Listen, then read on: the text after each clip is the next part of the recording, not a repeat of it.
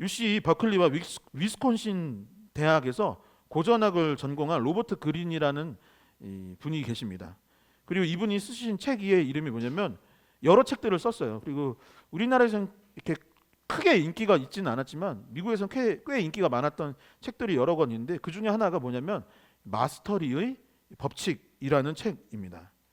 이 로버트 그린은 인간의 역사와 고전, 이 세상에 영향력을 끼친 위인들이나 사람들을 연구하였고 그 사람들의 가치관, 그 사람들의 인생 방식을 통하여서 어떻게 하면 인생을 더욱더 탁월하게 살 수 있는지를 연구하였고 그래서 출판했던 책이 바로 이 책 마스터리의 법칙이라는 책이었던 것이죠.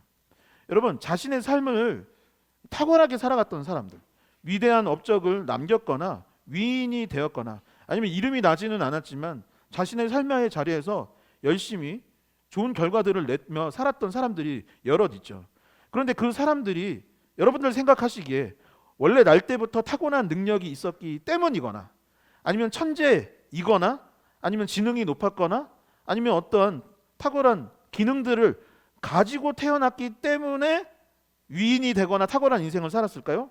아니면 후천적인 것이라 생각하십니까? 여러분 어떤 쪽인 것 같으세요? 원래 타고난 것이다. 둘 다? 둘 다? 여러분 다른 분들은 어떻게 생각하세요? 제 생각에는 둘 다인 것 같아요. 왜냐하면 농구를 제가 되게 좋아했었는데 키가 큰 게 확실히 유리하기는 합니다. 그러나 작다고 해서 못하는 것은 아니죠. 그 안에 있는 능력들을 또 끌어쓸 수 있는데 이 책에서 주장하는 건 무엇이냐면 선천적인 것은 굉장히 적은 것이고 사실은 후천적으로 자신이 인생을 어떻게 가꾸어 가느냐 어떻게 만들어 가느냐 그것이 더욱더 중요하다라고 말을 하고 있습니다. 그러면서 그 숨겨진 최대치를 이 로버트 그린은 뭐라고 했냐면 이렇게 마스터리라는 단어를 통하여서 우리 안에 내재되어 있는 최대치의 능력을 마스터리라고 불렀던 것입니다. 그러면서 이 마스터리 최대치의 능력을 사용하기 위해서 가장 먼저 기본이 되어야 하는 것은 무엇이냐면 내가 누구인지를 아는 것이 첫 번째 해야 될 일이라고 말을 했어요. 뭐 어떻게 해야 된다고요? 내가 누구인지를 알아야 한다는 것입니다. 나에게 어떠한 재능이 있는지를 알아야 되는 것입니다. 내가 무엇을 좋아하는지를 알아야 하는 것입니다. 나에게 어떠한 은사가 있는지, 내가 무엇을 좋아했는지, 그리고 그것들을 했을 때 기뻤는지 안 기뻤는지 나 스스로에 대해서 내가 누구인지를 발견해야 이 마스터리를 사용할 수 있다고 본 것이죠. 그런데 이 책에서 더불어 무엇이라고 했냐면 저는 이 부분이 참 공감이 갔는데 뭐였냐면 내가 누구인지를 발견하는 것이 너무나 중요한데 발견하지 못하는 이유가 있다는 거예요. 대부분의 사람들이 이 마스터리를 사용하지 못하는 이유가 있다라고 했던 거예요. 그것이 무엇이냐면 다른 사람들 신경 쓰기 때문이다 라고 했어요. 그러니까 부모님의 기대에 부합한 인생을 살고자 어렸을 때 마음이 있는 거죠. 그러니까 부모님은 얘가 자라서 이런 사람이 되었으면 좋겠어 라고 하는 것 때문에 진짜 내가 원하는 것을 말을 못했다는 거예요. 또 당시에 유행했던 어떤 직업이 있는 겁니다. 요즘에 또 유행하는 직업들이 있잖아요. 그것들을 보고 그 영향으로 인해서 사회적인 분위기가 그렇게 만들어 가니까 내가 사실은 관심도 없고 내가 원하는 일도 아닌데 그것들을 해야 되는 경우들이 있다라는 거예요. 성별, 환경, 신분, 나이 같은 외적인 영향에 의하여서 내가 진짜 누구인지를 발견하지 못했다라고 합니다. 더불어 이 책은 자신이 누구인지를 알고 마스터리를 발견하기 위해서는 이 책에서는 신이라고 표현했어요. 신으로부터 사명을 받거나 자기 내면 속에서 스스로에게 말하는 소리에 귀를 기울여야 한다라고 했습니다. 이 로버트 그린이 목회자나 신학자가 아니고 이 책이 신앙서적이 아니기 때문에 이렇게 표현했지만 저희의 신앙에 입각해서 제가 재해석을 한다면 이런 거죠. 인생의 사명을 찾기 위해 필요한 것은 무엇이냐?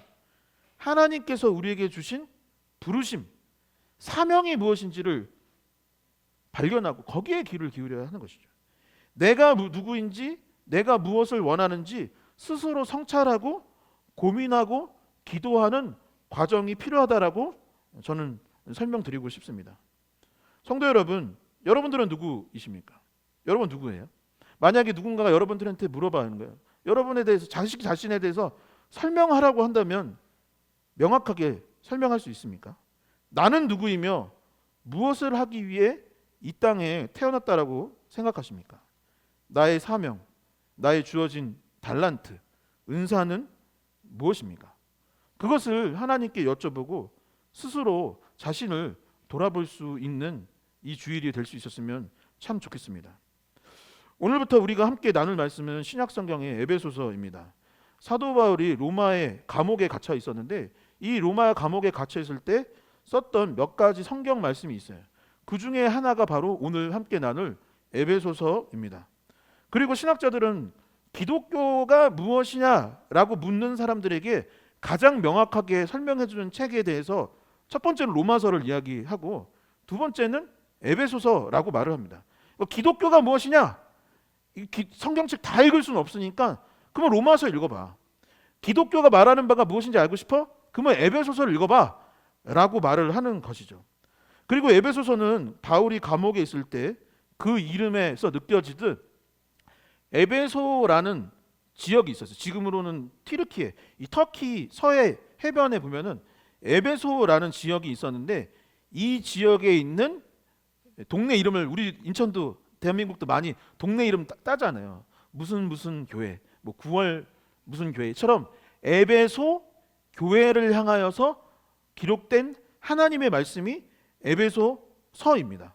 그리고 바울은 3년 동안 에베소 지역에 머물렀고 거기에 교회를 개척하였고 거기에 있는 성도들을 3년 동안이나 양육하고 가르치게 되었던 것이죠. 그리고 나서 그들을 그리워하면서 하나님의 말씀을 전했던 그 편지가 바로 에베소서입니다.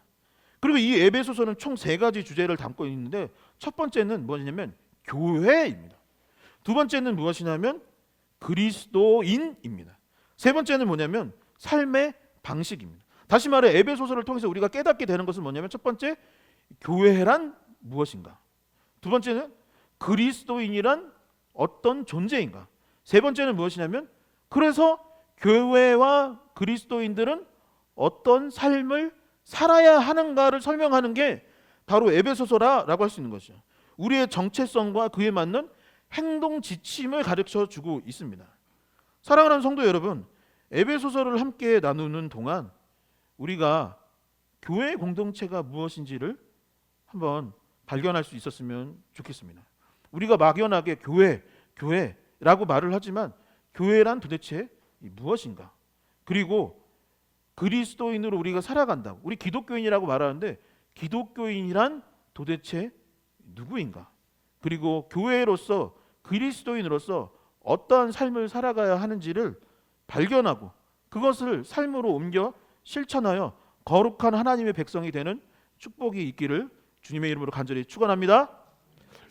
자, 그렇다면 오늘 함께 읽은 에베소서 1장 1, 2절의 말씀을 통해 우리가 깨닫고 배울 수 있는 것은 무엇일까요? 조금 전 읽었던 1장 1절의 말씀을 다시 한번 같이 읽어보도록 하겠습니다. 함께 읽겠습니다. 하나님의 뜻으로 말미암아 그리스도 예수의 사도된 바울은 에베소에 있는 성도들과 그리스도 예수 안에 있는 신실한 자들에게 편지하노니. 아멘. 에베소서는 조금 전 말씀드린 것처럼 사도 바울이 에베소 교회의 성도들, 교인들에게 쓴 하나님의 말씀입니다. 그리고 이 글의 형식, 장르는 무엇이냐? 보통 시편은 어떤 장르라고 하죠? 시편이니까 시예요. 노래 가사인 것. 그것처럼 신약 성경도 여러 장르가 있어요. 뭐 예언서도 있고 뭐 무슨 서도 있고 하는데 요 책은 서신서라고 말합니다. 다시 말해 편지글 형식을 띄어서 하나님의 말씀을 전하고 있는 거예요. 그래서 편지이다 보니까 편지에 가장 먼저 성경책 있으신 분들 한번 요 1, 2절 위에 소제목이 뭐죠? 인사라고 되어 있어요. 그러니까 편지를 할 때 가장 먼저 쓰여지는 건 무엇이냐면 발신자, 그러니까 보내는 사람이 누구고 받는 사람이 누군지. 그러니까 발신자와 수신자를 이야기하죠.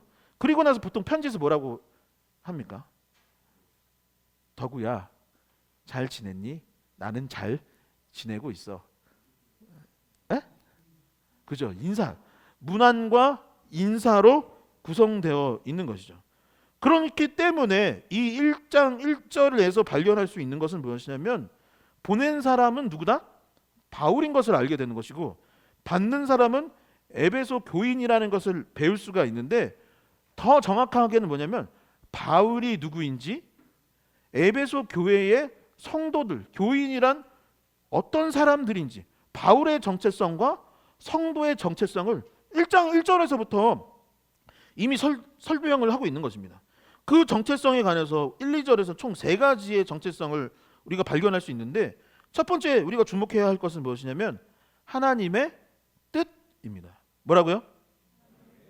함께 크게 한번 고백해 보죠. 하나님의 뜻. 하나님의 뜻. 그죠?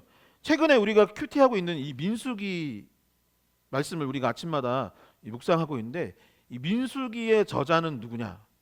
민수기 쓴 사람 누굴까요?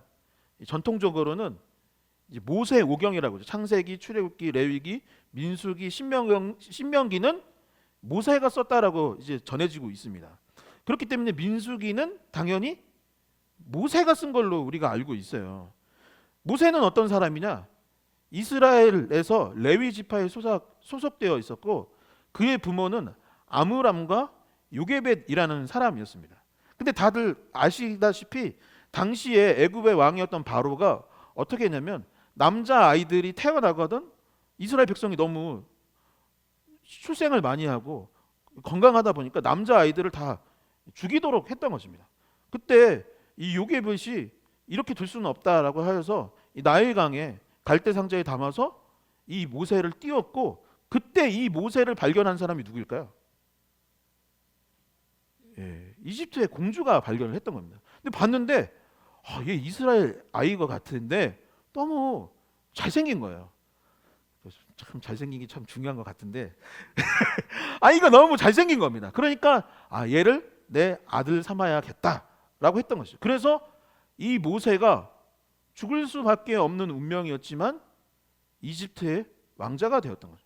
이집트의 왕자가 되었지만 자신의 출생에 대해서 알고 있었고, 이스라엘 백성이 고통받는 것을 그냥 볼 수 없어서 이 애굽의 병사를 공격했다가 결국 이제 도망자가 되어서 도망을 다니게 됩니다. 그래서 갔던 것이 어디냐? 미디안 광야였고, 미디안 광야에서는 무엇을 했냐?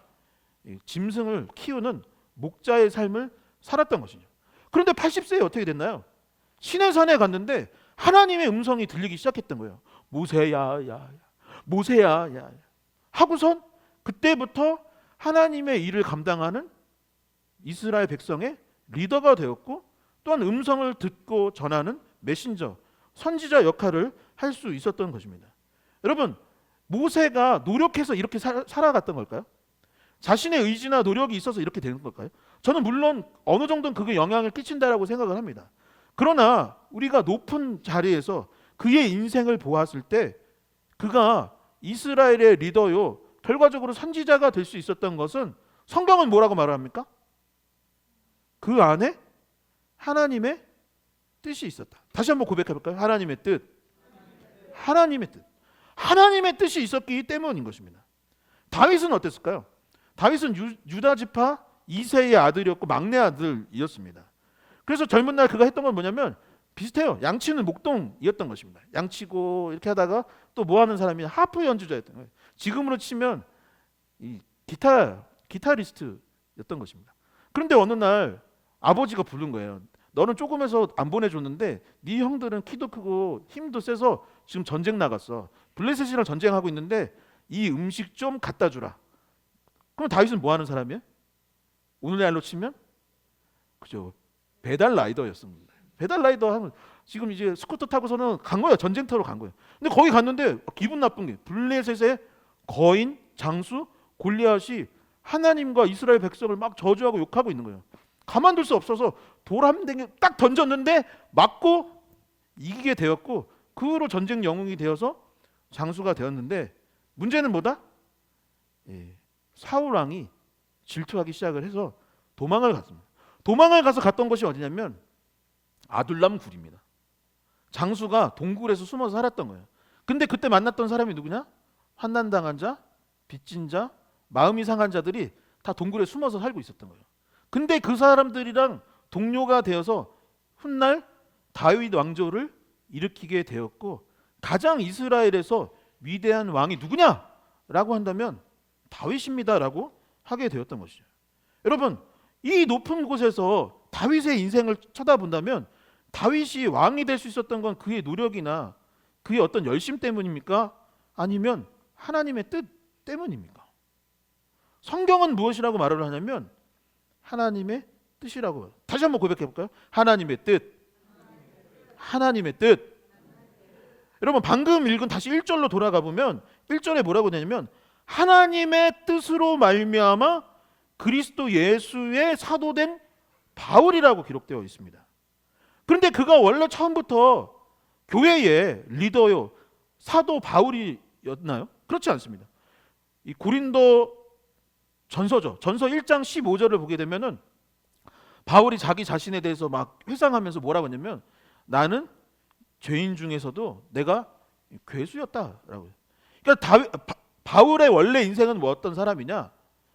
예수님을 믿은 사람이냐? 안 믿는 사람이었던 거예요. 예수님을 도대체 구원자로 믿을 수가 없었던 거예요. 그리고 교회를 보니까 너무 싫은 거예요. 나는 유대교인이 근데 저 기독교인들, 저 예수쟁이들 너무 싫다 라고 해서 어느 정도였냐면 돌을 던질 때 그 옆에 있었고 잡아다가 감옥에 집어넣거나 죽게 만들었던 사람이 바로 바울이었던 것입니다. 그런데 바울이 어떻게 됐냐? 다메섹으로 향하였던 길에서 예수 그리스도를 만나게 되었고 이제는 믿음을 가진 그리스도인이요 복음을 전하는 선교사요 말씀을 전하고 교회를 세우고 양육하는 목사요 그리고 교회의 전체의 지도자 중 하나인 이방인의 사도가 될 수 있었던 것입니다. 그리고 이제 하나님의 일을 하다가 감옥에 갇혔고 감옥에서라도 성도들에게 하나님의 말씀, 하나님의 뜻을 전하는 삶을 살기로 결정했던 것이죠. 많은 사람들이 내가 누구인지 어떻게 살아야 하는지를 고민합니다. 청소년기에 이 고민을 참 많이 했던 것 같아요. 나는 무엇을 해야 될까? 나는 무엇을 좋아하는가? 청년이 되었을 때는 대학을 다녀야 되는가? 편입을 해야 되는가? 아니면 어떤 직장을 다녀야 될지 엄청나게 고민을 합니다. 중년이 되면 어떨까요? 이제 나이가 들면은 이 회사에 계속 남아야 할지 아니면 이직을 해야 될지 다른 일을 해야 할지 이제 반 정도 온 것 같은데 나는 누구이고 무엇을 해야 될지 또 고민하는 거예요. 그 다음 삶은 제가 안 살아봐서 잘 모르겠어요. 근데 저희 부모님이나 교회 권사님, 장로님들 만나보면 사람은 계속 비슷한 고민을 안고 살아가는 것 같습니다. 나는 이제 무엇을 해야 하는가? 이제 은퇴를 하면 나는 어떻게 살아가야 하는가? 나는 누구인가? 나는 무엇을 입을까? 무엇을 먹을까? 어디로 가야 하는가? 계속 우리는 정체성을 고민하고 그래서 여러 사람들의 의견을 듣기도 하고 유행에 민감하게 따르기도 하고 많은 세상 사람들이 따르듯 돈과 명예를 추구하며 살아가기도 하는 것이죠. 에베소서는 우리의 정체성과 삶이 그렇게 결정되는 것이 아니라고 말을 하고 있는 거예요. 그리스도인의 정체성은 그렇게 결정하는 것이 아니라는 거예요. 바울이 바울 된 것도 에베소 교인들이 교인이 되고 성도가 되었던 것도 그리고 지금 우리가 이 자리에 모여서 교회 공동체를 이루어가는 것도 다 어디에 달려있느냐? 하나님의 말씀, 하나님의 뜻이 있다라고. 그러니까 우리는 어떻게 발견해야 되느냐? 내가 누구인지를 어떻게 발견해야 되느냐? 사도 바울과 같이 하나님의 뜻이 무엇인지를 놓고 내 자신을 발견해야 한다라고 말하고 있는 것이죠. 그러니 어떻게 해야 될까요? 하나님께 내가 누구입니까? 내가 어떻게 살아야 합니까? 오늘 하루를 어떻게 보내야 합니까를 기도하고 구해야 하는 것이요. 이 말씀을 통하여서 그리스도인으로서 정체성을 재발견하고 어떻게 살아야 할지를 날마다 듣는 자, 말씀을 먹는 자, 기도를 통해 묵상하는 자가 되어야 할 줄 믿습니다. 믿습니다? 자, 본문은 이어서 우리의 정체성에 관해서 두 가지를 또 이야기하고 있는데 다시 1절의 말씀을 보게 되면 무엇이라 되냐면 첫 번째 정체성은 이게 하나님의 뜻인 거예요. 저와 여러분들은 누구냐? 성도입니다. 성도. 두 번째 저와 여러분들의 정체성은 무엇이냐? 신실한 자인 것이죠. 자, 첫 번째 성도라는 말은 헬라어로는 하기오이라는 단어입니다. 하기오이. 한번 볼까요? 자, 첫 번째 우리의 정체성은 성도이고 헬라어로는 하기오이라는 단어인데 이 말의 뜻은 뭐냐면 거룩한 자들이다라는 뜻이에요. 한자로는 거룩할 성자에 물이 도, 따를 도인 거예요. 그러니까 거룩함을 따르는 자들, 거룩함을 추구하는 무리들. 그러니까 저와 여러분들은 어떤 사람이에요? 성도라는 말이 뭐예요? 거룩함을 추구하는 사람들인 겁니다. 그리고 거룩하다라는 성경의 이 원어의 뜻은 무엇이냐면 구별된 존재다 라는 거예요. 거룩함은 뭐냐? 세상과 같다 다르다? 다르다라는 거예요. 구별되었다라는 것을 이야기하는 것입니다. 많은 사람들이 이 신앙적으로 거룩함, 구별됨을 이야기할 때 더불어 생각하는 것은 뭐냐면 이 도덕적 상태가 거룩함이 아닐까라는 생각을 합니다. 맞나요? 나쁜 생각을 하지 말아야겠지. 죄를 전혀 짓지 않아야 하겠지. 너무나 착한 사람, 탁월한 도덕적 상태. 그래서 종교적인 그림들 보면 어떤가요? 막 종교인들 무슨 성인들 보면은 이렇게 꼭 흰 옷 같은 거 입는 거예요. 그리고 이렇게 하고 양복을 입어도 뭔가 이렇게 뭔가 단정하고 얼굴에서는 빛이 나고 머리에는 동그라미가 이렇게 있으면서 꼭 지나갈 때마다 막 신디사이저 소리 나는 것 같은 오르간 소리가 나야 될 것 같은데 그런 사람이 거룩한 사람, 구별된 사람이냐? 그러니까 어느 정도 일리는 있지만 결과적으로는 도덕적으로 탁월해져야겠죠. 그러나 성경에서 말하는 거룩은 이런 생각에 반은 맞고 반은 틀린 이야기입니다. 제가 목회를 하면서 가장 많이 받는 질문 중에 하나, 중고등부 사역할 때나 이제 청년부 사역할 때 가장 많이 듣는 이야기 중에 하나가 기억이 나는 게 뭐냐면 남자 집사님들도 가끔 그 얘기를 많이 물어봐요. 목사님은 술 안 마시죠? 그걸 많이 물어봐요. 그럼 제가 뭐라면 저 마시죠. 저 성찬식 때 먹잖아요. 그거 말고 알잖아. 다음에 기회 되면 목사님 같이 한 잔 했으면 좋겠습니다. 라고 이게 우리 형님들 내지는 안수 집사님들이 특히 안수 집사님들이 꼭 그런 얘기 많이 해요. 술 마시나요? 마시본 적 있나요? 아니면 이런 질문 많이 합니다. 지금은 아니더라도 담배 핀 적 있나요? 이런 거 많이 해요. 거짓말은 하시나요? 여러분 제가 어떨까요? 그리고 어떤 삶을 살아왔을까요? 리얼러브 교회에서 설교하기 참 힘든 것 중에 하나가 뭐냐면 저기 어릴 적 친구들이 몇 명 여기 교회 다니고 있어서 제가 그 전에도 이 얘기를 했는지 모르겠는데 저희 리얼러브 교회가 개척되기 전 한 10년 전인가 제가 이제 목사가 된 거예요. 그래서 지금 여기 그 친구가 앉아 있는데 야, 나 지금 목사 됐다 했더니 그 친구가 했던 얘기가 뭐냐면 야, 사기꾼도 목사 되냐 그런 거예요. 사기꾼도 목사 되냐. 그래서 그 친구가 농담 반 진담 반인지 아니면 전적으로 진담이었는지 모르겠는데 그 친구에게 비춰진 어릴 적 저의 모습은, 근데 제가 어렸을 때 교회 다녔을까 안 됐을까요? 다녔어요. 저 모태신앙이에요. 근데 어려서부터 저를 지켜본 30년 된 친구가 저한테 하는 얘기가 뭐냐면 야, 사기꾼도 목사 되냐? 이 얘기였던 것입니다. 그래서 제가 돌이켜 보니까 그 친구가 그렇게 만도했던 것 같다라는 생각이 들고, 지금은 어떨까요? 지금도 마찬가지죠. 앞에서나 이러지 사실 화도 나고 짜증도 나고 뭐 술 담배는 하지 않지만 그 외에 얼마나 죄가 많이 있겠습니까? 예수님이 마음속으로 짓는 것도 죄라고 하셨는데 여전히 죄인 중에 괴수죠. 그러니 성도란 무엇이냐? 내가 거룩해서 거룩한 사람이 아닌 것입니다. 엄밀히 말하면 내가 구별된 삶을 살고 있기 때문에 구별된 삶이 아닌 거예요.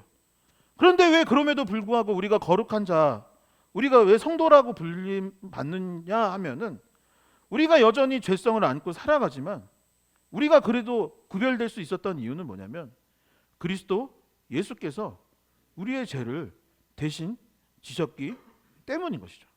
그러니 지금 우리가 죄인이냐? 지금은 죄인은 아니죠.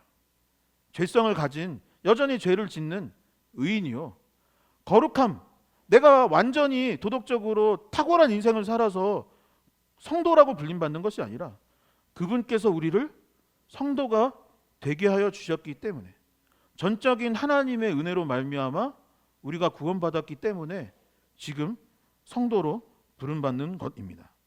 그러니 이제 어떻게 살아야 될까요? 당장 하루아침에 인생이 예수 믿는다고 확 바뀌지는 않겠지만, 우리가 지난 말씀에서 기억하듯이 요한복음에서 예수님이 베드로를 비롯한 제자들에게 그랬죠. 너희는 나를 따르라. 우리가 성도로 은혜를 받았기 때문에 이제부터는 잘 되지는 않지만 하루하루를 살아갈 때 절제하고 겸손하고 초연하고 거룩하게 살기 위해서 예수 그리스도를 따르는 삶, 예수 그리스도를 본받는 삶을 추구하는 자이기 때문에 우리가 성도라 할 수 있는 것입니다. 더불어 두 번째, 성경은 우리를 신실한 자라고 말하고 있습니다. 뭐라고요? 신실한 자입니다. 그리고 이 본문을 헬라어 원문에서는 뭐라고 되어 있냐면 피스토이스 엔 크리스토 예수라고 되어 있습니다. 이 신실한 자로 번역된 피스토이스는 뭐냐면 신뢰할 만한 사람, 믿을 만한 사람, 믿음을 가진 사람, 믿음을 행하는 사람, 이런 뜻이에요. 신실하다라는, 신실한 자라는 뜻이. 그래서 우리의 정체성을 이야기할 때 우리가 보통 신실한 자, 피스토이스라는 말에 집중을 합니다. 그러니까 너 정체성이 뭐야? 나는 신실한 자야 라고 생각을 하는데, 이 문장에서 더 중요한 것은 무엇이냐면 피스토이스, 신실한 자가 중요한 것이 아니라 전제되는 것이 중요한 거예요. 전제되는 거. 뭐죠? 그죠? 엔 크리스토. 엔 크리스토, 영어로 하면 인 크라이스트, 예수, 지저스입니다. 다시 말해 무엇이냐? 그리스도 예수 안에서 저와 여러분들이 믿을 만한 사람인 거예요. 그리스도 예수 안에 있을 때 여러분들이 신실한 자인 것입니다. 엔 크리스도 예수이기 때문에 믿음을 가진 자라고 하는 것입니다. 다시 번역하면 무엇이냐? 그리스도 예수님 안에 있기 때문에 신실하고 믿음을 가진 자요, 믿을 만한 사람이요, 믿음을 행하는 사람이다. 뭐 때문에? 뭐 때문에 전제된 게 뭐라고요? 예수님 안에 있기 때문에 라는 것입니다. 여러분, 지금 바울은 감옥 안에 있습니다. 에베소 교회의 교인들 입장에서는 자신들에게 복음을 전한 선교사님, 목사님이 지금 감옥에 있는 거예요. 그 자체로 믿음, 신실함을 유지하기란 너무 쉽지가 않은 거예요. 예수 믿으면 자유한다며, 예수 믿으면 잘 된다며, 그거 가르쳐준 당신이 감옥에 있으니, 감옥 안에 있으니 내가 신실함, 믿음을 유지하는 것이 쉽지 않게 보일 수 있는 것입니다. 그리고 아까 말씀드렸듯이 이 에베소라는 지역은 어떤 지역이냐면, 아까 말했듯이 튀르키예 서부 해안에 있는 거예요. 서쪽에 있는 해변에 있는 대도시. 우리나라로 치면 어디랑 비슷한가요? 인천이랑 비슷한 것 같아요. 엄청난 대도시였다고 합니다. 그런데 여러분, 보통 바닷가 동네 어떤가요? 바다에 막 해변에 찰랑찰랑하면서 고요하고, 사람들은 다 막 순하고 막 다 착하죠? 그러면 좋은데 인천은 그렇잖아요. 인천은 그렇죠. 다들 착하고 범죄도 없고 막 너무 거룩한 땅이잖아요. 그래서 복음이 인천을 통해서 들어온 거 아시죠? 이렇게 거룩한 성지죠. 근데 이제 에베소는 안 그랬대요. 에베소는 어땠냐면 바닷가가 보통 이렇답니다. 사람들이 거칠대요. 범죄가 많았고 성적으로도 타락한 범죄 도시였답니다.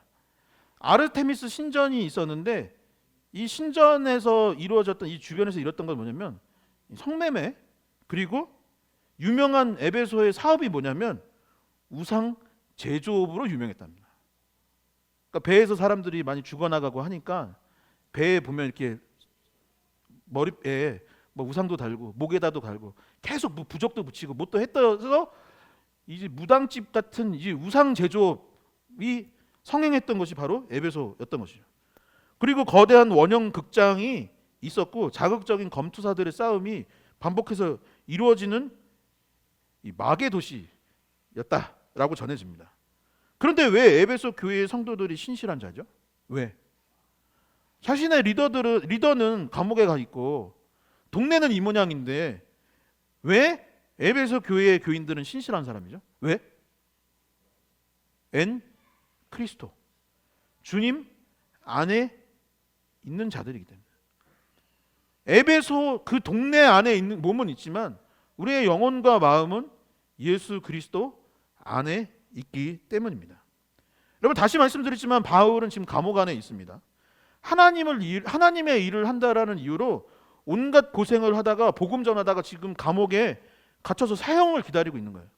그러니 하나님을 원망하고 좌절하고 낭망할 충분한 이유들이 있는 것입니다. 성경을 위해서 성도들을 위해서 성경을 기록할 때가 아니라 있는 공책이나 책 있으면 집어 던지면서 아유 진짜 하면서 화를 낼 상황이었던 것입니다. 땅을 치면서 후회할 일인 거죠. 그런데 왜 그 안에 있으면서도 바울은 신실함을 유지했습니까? 바울이 지금 감옥 안에 있나요? 아닙니다. 바울의 몸은 감옥에 있었을지 모르지만 그는 엔 크리스토, 예수 그리스도 안에 있었기 때문에 바울 역시 성도요, 사도요, 신실한 자가 될 수 있었던 것입니다. 저를 6년간 가르쳐 주신 성안교회 원로 목사님이신 김철현 목사님께서 예배 시간마다 축복의 언어라는 것을 하셨습니다. 같이 온 성도가 이걸 항상 외치고 예배를 시작했던 거예요. 무엇이냐면 마음에 손을 얹고 나는 주 안에서 잘 될 수밖에 없습니다. 엔 크리스토 예수, 피스토이스 엔 크리스토 예수. 나는 예수 그리스도 안에 있기 때문에 신실한 자요, 예수 그리스도 안에 있기 때문에 잘 되는 삶. 비록 감옥에 있고 에베소 지역에 살고 있다 할지라도 그리스도 예수 안에 있기 때문에 나는 주 안에서 잘 될 수밖에 없다라고 선포했던 것이죠. 말씀을 정리하도록 하겠습니다. 지난 화요일에 독거 어르신 반찬 배달을 하려고 우리 참사랑 사역하시는 봉사자들과 우리 성도님들이죠. 성도님들과 모였어요. 모여서 보통 저희가 어떻게 시작을 하냐면 저희 주중에 모일 공간이 없잖아요. 그래서 아시는 분들은 알겠지만 여기 뒤에 주차장 있는 거 아세요? 이 건물 뒤에? 이 앞에다 다들 주차해서 뒤에 주차장 있는 거 모르시는 분들도 있을지 모르겠는데 뒤에 주차장이 있습니다. 거기에 저희 교회 차 있는 거 아시죠? 9057. 제 차.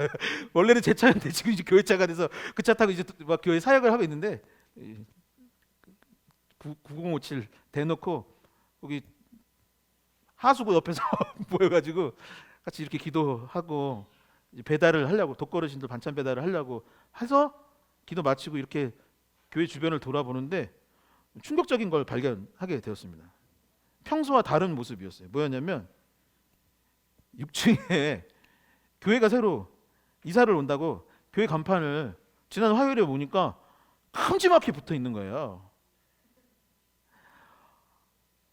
아니 우리도 있는데 그래요. 엘리베이터를 타려고 봤는데 엘리베이터에도 그 스티커가 붙어 있고 여기저기 붙어 있는 것입니다.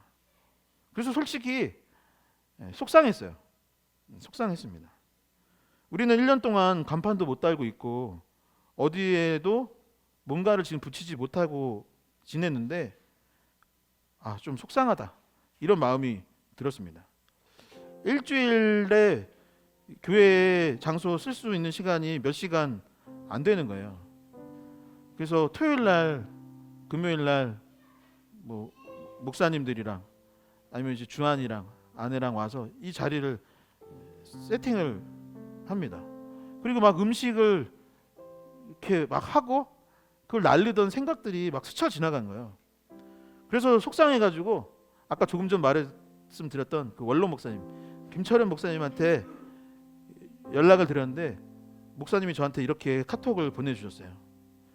목사님, 마음이 많이 불편하고 힘든 시간이네요. 이 시간을 축복의 기회로 만들어 보시면 어떨까요? 미움과 분노와 상처가 마음 가운데 자리 잡지 못하게 하고 전심으로 기도하는 시간 말입니다. 나도 함께 기도할게요. 더 좋은 것을 준비하고 계시는 주님을 바라봅시다. 6층에 들어온 교회와 목회자를 위해 전심으로 축복하고 기도합시다.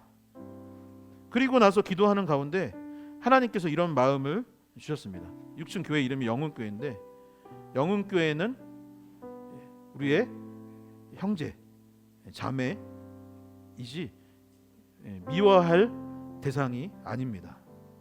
그분들은 우리의 동역자입니다. 그러니 같은 건물에 이렇게 함께 할 수 있음에 축하, 교회가 이곳에 왔다는 것에 감사하고 축하해야 하겠다.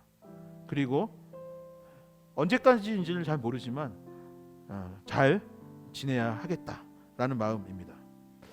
내 감정, 내 생각, 내 욕심, 나의 뜻이 중요한 것이 아닙니다. 바울은 하나님의 뜻을 따라 사도가 되었고 그리스도인이 되었습니다. 누구의 뜻이라고요? 하나님의 뜻입니다. 그리고 성도는 세상과 구별된 거룩한 자요, 우리는 피스토이스 앤 크리스토, 예수, 그리스도 예수 안에 있기 때문에 신실한 자, 예수 안에 있기 때문에 믿음을 가진 자, 그리고 세상에서 우리를 봤을 때 신뢰할 만한 사람들, 믿음이 가는 사람들이 된 것입니다. 오늘 이 말씀을 기억하며 하나님의 뜻을 발견할 수 있기를 축원합니다. 세상과 다른 삶을 삽시다. 주님 안에 거하는 리얼러브 교회 공동체가 되기를, 그러한 저와 여러분들이 될 수 있기를 주님의 이름으로 간절히 축원드립니다.